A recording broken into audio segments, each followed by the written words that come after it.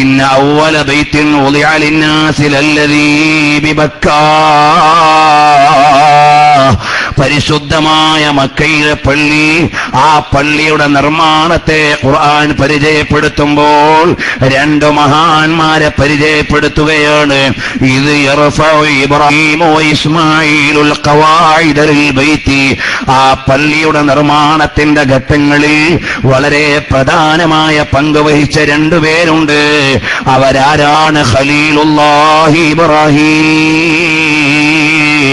വദബീഹുല്ലാഹി ഇസ്മാഈൽ അലൈഹിമസ്സലാം. രണ്ട് മഹാന്മാരെ പരിചയപ്പെടുത്തുകയാണ്. മഹാന്മാരെ അനുസ്മരിക്കുന്ന പള്ളിയാണ്. അല്ലാഹുവിന്റെ ദിക്ർ നിലനിൽക്കാൻ വേണ്ടിയാണ് പള്ളിയെങ്കിൽ ആ ദിക്റിന്റെ ഭാഗമാണ് മഹാന്മാരെ ഓർക്കൽ. ആ ദിക്റിന്റെ ഭാഗമാണ് നബി സല്ലല്ലാഹു അലൈഹി വസല്ലം തങ്ങളെ മദ്ഹ് ചെയ്യൽ. ആ ദിക്റിന്റെ ഭാഗമാണ് മൗലിദ് ഓതൽ. അല്ലാഹുവിന്റെ പള്ളികളിൽ അല്ലാഹുവിനെ അല്ലാതെ ആരാധിച്ചുകൂടാ. മഹാന്മാരായ ആളുകളെ പരിചയപ്പെടുത്തൽ, ഔലിയാക്കളെ ഓർക്കൽ. അതാണ് കഅബാലയത്തിന്റെ നിർമ്മാണം പറയുമ്പോൾ തന്നെ രണ്ട് മഹാന്മാരെ നമ്മെ പരിചയപ്പെടുത്തുകയാണ്. ഒരു കുടുംബത്തെ നമുക്ക് പരിചയപ്പെടുത്തി തരികയാണ്. ആ പള്ളിയുടെ മുറ്റത്തു തന്നെ അല്ലാഹുവിന്റെ പ്രത്യേക നിയമപ്രകാരം, അല്ലാഹുവിന്റെ പ്രത്യേക കൽപ്പന പ്രകാരം ഇബ്രാഹിം നബി അലൈഹിസ്സലാമിന്റെ കാൽപ്പാട് അടയാളപ്പെട്ട കല്ല് വെച്ചിരിക്കുകയാണ്. അത് കേവലം പള്ളിയുണ്ടാക്കിയ ഒരാളുടെ സ്മാരകമായി വെച്ചതല്ല. അത് കേവലം ഇബ്രാഹിം നബി അലൈഹിസ്സലാം ഉപയോഗിച്ച ഒരു കല്ല് അവിടെ വെക്കുക എന്ന നിലക്ക് വെച്ചതല്ല. അത് തൗഖീഫിയായ നിശ്ചയപ്രകാരം, അഥവാ അല്ലാഹുവിന്റെ കൽപ്പന പ്രകാരം വെച്ചതാണ്. ഇപ്പോൾ മസ്ജിദുൽ ഹറാമിൽ എത്രയോ നിർമ്മാണ വികസന പ്രവർത്തനങ്ങൾ നടന്നു. ഇപ്പോഴും അവിടെ നിന്ന് മഖാം ഇബ്രാഹിം നീക്കിയിട്ടില്ല. കാരണം എന്താണ്? അല്ലാഹു സുബ്ഹാനഹു വ തആലയുടെ പ്രത്യേക നിശ്ചയപ്രകാരമാണ് മതാഫിൽ പ്രത്യേക സ്ഥലത്ത് മഖാം ഇബ്രാഹിം വെക്കുന്നത്. മഹാനായ ഉമർ ബിൻ ഖത്താബ് റളിയല്ലാഹു അൻഹുവിന്റെ കാലത്തുണ്ടായ ഒരു സംഭവം പിൽക്കാലത്ത് ശൈഖ് മുഹമ്മദ് മുതവല്ലി ശഅറാവി അദ്ദേഹം എഴുതുകയുണ്ടായി. അതെന്താണെന്നറിയുമോ?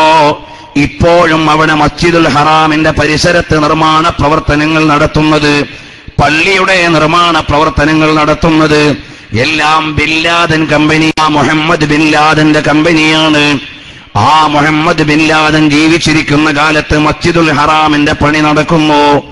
അന്ന് അബ്ദുൽ അസീസ് രാജാവ് ഭരണാധികാരിയാണ്. അവർ രണ്ടുപേരും ഒരാലോചന നടത്തി. ഈ മഖാം ഇബ്രാഹിം മസ്ജിദുൽ ഹറാമിന്റെ ഒരു ഭാഗത്തേക്ക് എടുത്തു സ്ഥാപിച്ചാൽ നിസ്കരിക്കുന്ന ആളുകൾക്ക് സൗകര്യമാണ് മസ്ജിദുൽ ഹറാമിൽ നിസ്കരിക്കാം. തവാഫ് ചെയ്യുന്ന ആളുകൾക്ക് സൗകര്യമാണ്, മതാഫിൽ തിരക്കുണ്ടാവുകയില്ല. ആ ഭാഗത്ത് വരുമ്പോൾ ജനങ്ങൾ കുറച്ച് തിക്കും തിരക്കും ഉണ്ടായി പോകുന്നുണ്ട്. അതൊഴിവാക്കാൻ നമുക്കൊരു കാര്യം ചെയ്യാം. മഖാം ഇബ്രാഹിം മസ്ജിദുൽ ഹറാമിലേക്ക്, അഥവാ കഅബയുടെ ചുറ്റുവട്ടത്തിൽ സ്ഥാപിച്ചിട്ടുള്ള പള്ളിയിലേക്ക് എടുത്തൊന്ന് സ്ഥാനചലനം സംഭവിപ്പിച്ച് അവിടെ സ്ഥാപിച്ചാലോ? ഇതിനു വേണ്ടി ഒരു ബേസ്മെന്റിന്റെ പണി നടന്നു. മാറ്റിവെക്കാൻ തീരുമാനിച്ചു. ഈ വിവരം ഏറെക്കാലം ചാനലുകളിലൂടെ ഖുർആൻ വ്യാഖ്യാനം പറഞ്ഞുകൊടുത്ത പ്രസിദ്ധമായ ഖുർആൻ വ്യാഖ്യാന ഗ്രന്ഥത്തിന്റെ ഉടമ കൂടിയായ അശ്ശൈഖ് മുഹമ്മദ് മുതവല്ലി ശഅറാവി അറിഞ്ഞു. അദ്ദേഹം രാജാവിനും കോൺട്രാക്ടിംഗ് കമ്പനിയുടെ നേതാവിനും അഥവാ കോൺട്രാക്ടർക്കും കത്തയച്ചു. അതവിടെ നിന്ന് മാറ്റാൻ പാടില്ല. മഖാം ഇബ്രാഹിം അവിടെ നിന്ന് മാറ്റാൻ പാടില്ല. ആ അയച്ച ഫാക്സ് സന്ദേശത്തിൽ അദ്ദേഹം എഴുതി, മഹാനായ ഉമർ ബിൻ ഖത്താബ് റളിയല്ലാഹു അൻഹുവിന്റെ കാലത്തെ ഒരു സംഭവം. മഹാനായ ഉമർ ബിൻ ഖത്താബ് റളിയല്ലാഹു അൻഹു കഅബാലയത്തിന്റെ സന്നിധിയിലേക്ക് തവാഫിന് വരുമ്പോൾ മഖാം ഇബ്രാഹിം കാണാനില്ല.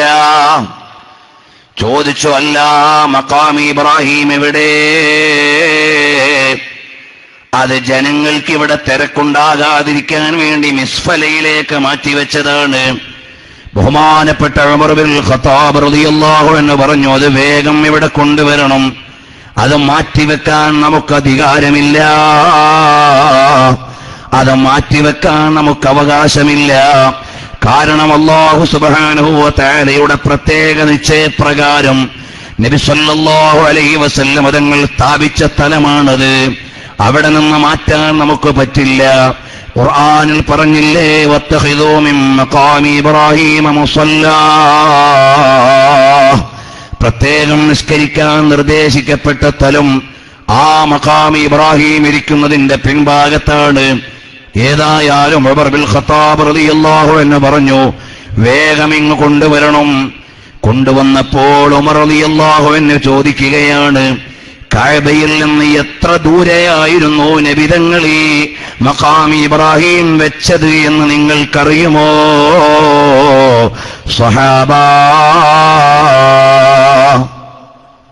സ്വഹാബാക്കളിൽ ആർക്കാണ് അറിയുന്നത്? എത്ര ദൂരെയാണ് നബി സല്ലല്ലാഹു അലൈഹി വസല്ലം തങ്ങൾ ഈ മഖാമി ഇബ്രാഹീം സ്ഥാപിച്ചിരുന്നതെന്ന് നിങ്ങൾക്കറിയുമോ? ഉടനെ ഒരു സ്വഹാബി പറഞ്ഞു, അമീറുൽ മുഅ്മിനീൻ,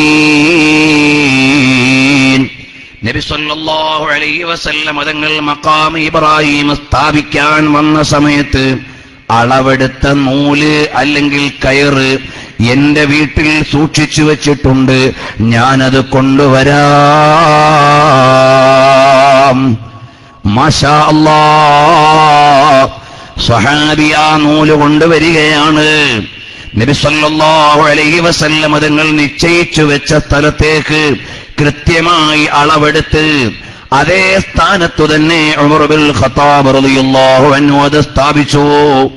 ഞാൻ പറഞ്ഞത് നബി സല്ലല്ലാഹു അലൈഹി വസല്ലം തങ്ങൾ അംഗീകരിക്കുകയും ഖുർആൻ മഹത്വം പറഞ്ഞ് പരിചയപ്പെടുത്തി തരികയും ചെയ്ത മുൻഗാമികളിൽപ്പെട്ട മഹാനായ ഇബ്രാഹിം നബി അലൈഹിസ്സലാമിന്റെ ആധാർ പള്ളിയുടെ മുറ്റത്ത് വെച്ചിരിക്കുന്നു. മാത്രമല്ല, അതുകൊണ്ട് ജനങ്ങൾ ബറക്കത്തെടുക്കുന്നു. അത് അല്ലാഹുവിനെ ആരാധിക്കുന്നതിന്റെ ഭാഗമാണ്. ചില ആളുകൾ ആയത്തോതിയിട്ട് പറയും, പള്ളിയിൽ വെച്ച് അല്ലാഹനെ മാത്രമേ വിളിക്കാൻ പാടുള്ളൂ, അല്ലാഹുവിന്റെ പേര് മാത്രമേ പറയാൻ പാടുള്ളൂ. പള്ളിയിൽ വെച്ച് മൗലിദോദിയാൽ, റാത്തീബ് ചൊല്ലിയാൽ, മദ്ഹ് ചൊല്ലിയാൽ അത് പള്ളിയിൽ വെച്ച് നടക്കേണ്ട ആരാധനയല്ല എന്ന് ചില ആളുകൾ ആയത്തോതി തെറ്റിദ്ധരിപ്പിക്കാറുണ്ട്.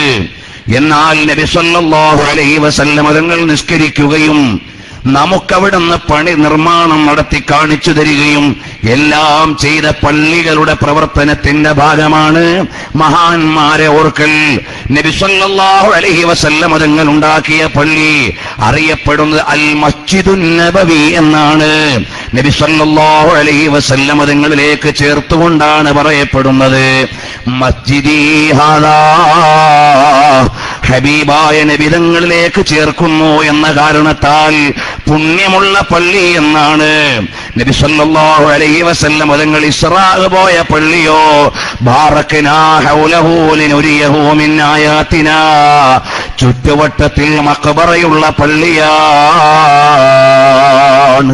അപ്പോൾ നബി സല്ലല്ലാഹു അലൈഹി വസല്ലം തങ്ങൾ പരിചയപ്പെടുത്തി തന്ന പള്ളിയുടെ സംസ്കാരം ആകത്തുക പറഞ്ഞാൽ അഹ്ലുസുന്നത്തി വൽ ജമാഅത്തിന്റെ പള്ളിയാണ്.